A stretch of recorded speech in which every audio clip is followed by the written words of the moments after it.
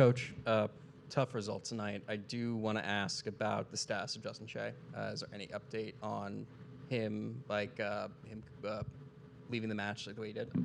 I believe it's just a cramp. So it's I haven't circled back around with our medical staff yet, but walking off the field, that's what he and they were all saying.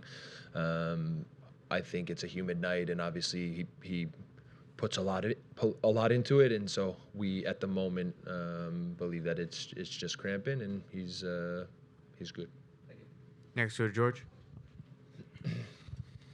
George from the Exchange FC. Coach, a while ago we spoke about set pieces and crosses and how that's kind of been the kryptonite of the team.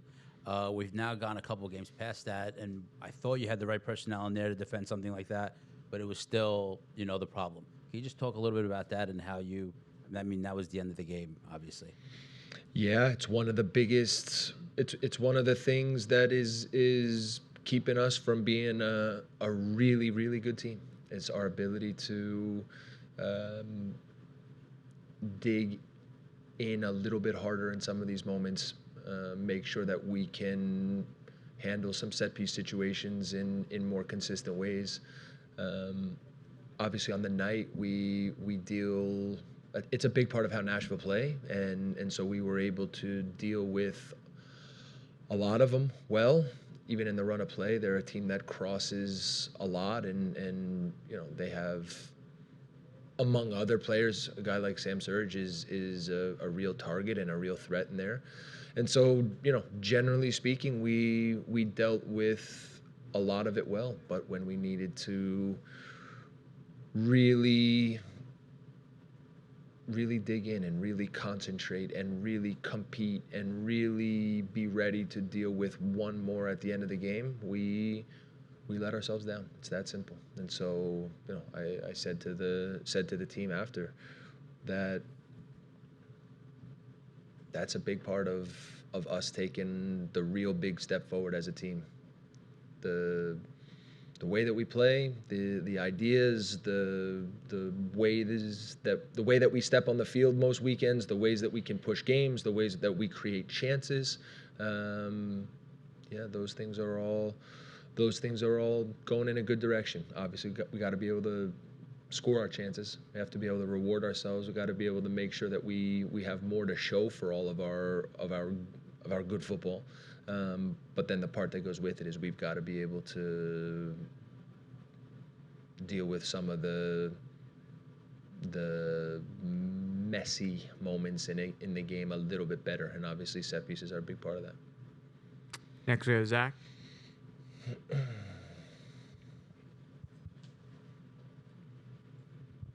Coach, tough result tonight, but for 90-plus minutes, you guys held the Shield leaders, best team in the league, to really not much offensively. Can you speak a little bit to what went right for you guys defensively tonight? Yeah, I think generally the path of the team in this last period and the growth and the improvement has been good. But again, we've got to make sure that we have more to show for it. And so I'm going to repeat myself and just say that is the next step for this team, for our team. That is the maturation that now has to come. We have to understand that to go with our football, to go with the package of ideas, the way that we step on the field, the way that we play, the way that we push games, the way that we go after other teams defensively in a lot of moments, make it really hard on them. We've got to be able to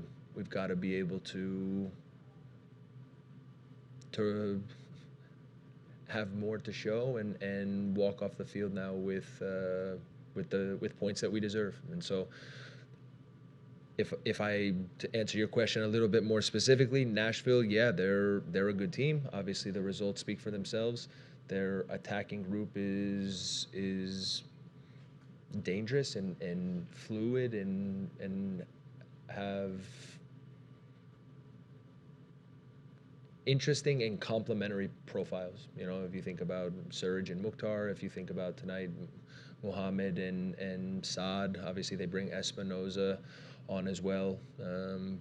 But the way that we were able to make the game hard on them and really limit what they were able to do. I think they had one shot on goal from the run of play in the game, and it was the play where Surge ran in on goal after we got our wires crossed a little bit in the attacking part of the field. But other than that, we made it a really difficult night for them.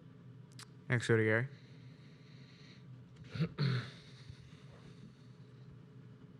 Mike, this was a very tough result, despite the fact that your team played heroically, just kept a very good team, literally would make the scoreless until like the 9th minute. But for the fans, this is almost like the second time the team has basically faltered like that at the end.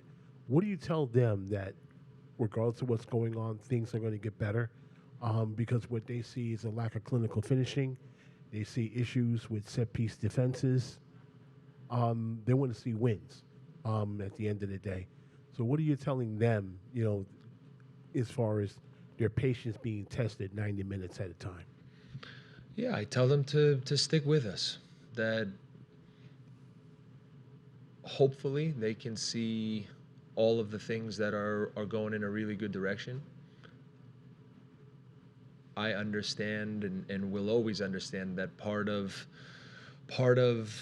being a fan is being emotional, and we know that, we accept that. If you want the positive emotion, and if you want the energy, and if you want their excitement on all the good days, then part of that is understanding that the emotion when things don't go well is there also, and that's absolutely part of it. And we need them in the biggest way. We have still a lot of really big games coming.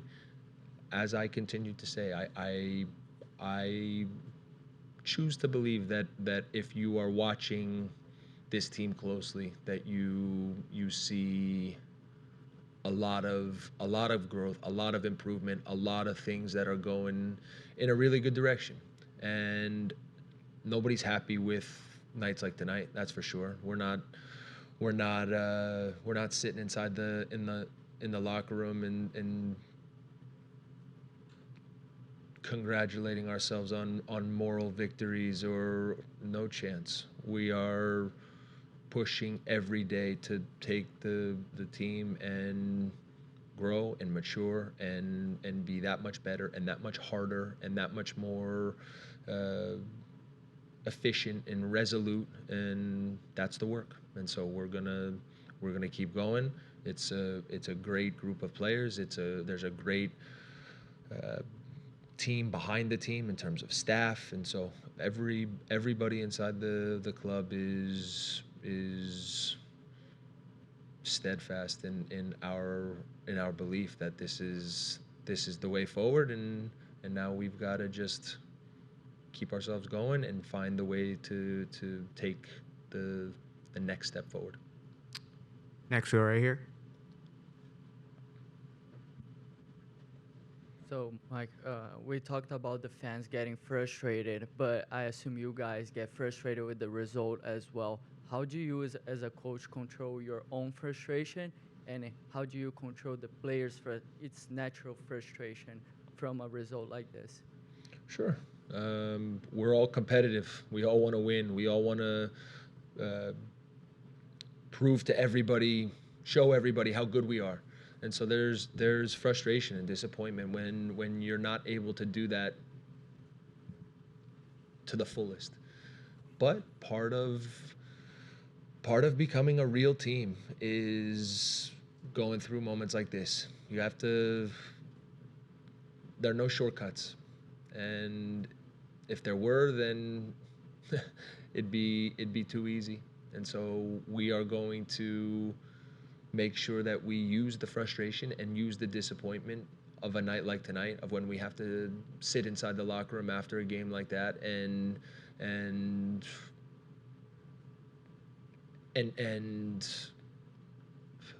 really make sure that that is a big part of the fuel and the motivation going forward. Next, we go to back right. Joe Guarino here, Long Island Soccer Magazine. Very good performance. Couple big chances you guys had tonight against the top team in the East. Are there any concerns with not putting the ball in the back of the net tonight as you guys come to the later end of the season and fighting for a spot in playoffs? I'd be more concerned if we weren't making chances. So that part is that's the first part. When you look at over the last few games, some of the ways that we are able to play, some of our football, the chances that we're able to create, that part is really good. And so we've got to keep going in that direction. We can always still make more, you know. We still have, if I look at the season as a whole, for a good team, we don't score enough goals. We create good chances, but we're still a little bit short in the goal category. And when you talk about thin margins and tight games, if we could reward ourselves, take advantage of some of the big chances that we have, go ahead in games, get the second goal, play from not just 1-0 ahead, but play from 2-0 ahead. Like those things would all go a long way. And so we'll continue to work at that. But again, the good news is that we're creating good chances, and that part that's the most important. The goals will come. Everyone, we have time for 2 more questions. Coach, first go to Sean Harnett, and then we'll finish up with Daniel Florenstein on Zoom. Sean, you have the floor. Michael, when Dylan came off, was that also a cramp issue? Yeah, yes. Honestly, in the moment when he walked off, it's never easy in real time to get the full debrief in terms of what exactly he's got or what is bothering him, but it's not a big issue. And we'll finish up with Dan. Michael, with everything going on this year, obviously, and how guys have been performing, since combining the World Cup break and that little Leagues Cup break, you're 1-4 right now. How frustrating is that overall? What was the last part of his question? How frustrating is that? What? Overall. Yeah, we want to win games, so that's why we're here, and that is what we work for every day. And so as competitors, as a group that is doing everything possible every single day to get better and to improve and to put ourselves in a position to be successful. Yeah, it's disappointing and it's frustrating when you feel like it's not quite coming. It's not going the exact way that you want. But this is the work. This is the journey of a team now to harden itself, to mature, to get better, to take the starting points and the foundation that are going in a really good way, and now know how to take the next step. And so I'm in a lot of ways even more convinced now, after tonight, after the game in Atlanta, that it's coming. We will get there. There's disappointment that we haven't managed to make it all happen in the biggest way quite yet. But like I said, nothing comes easy and nothing comes for free. And so we're going to keep going and keep working and keep making sure that we find all the right ways to improve. And there's a lot ahead for this team. I'm sure of it.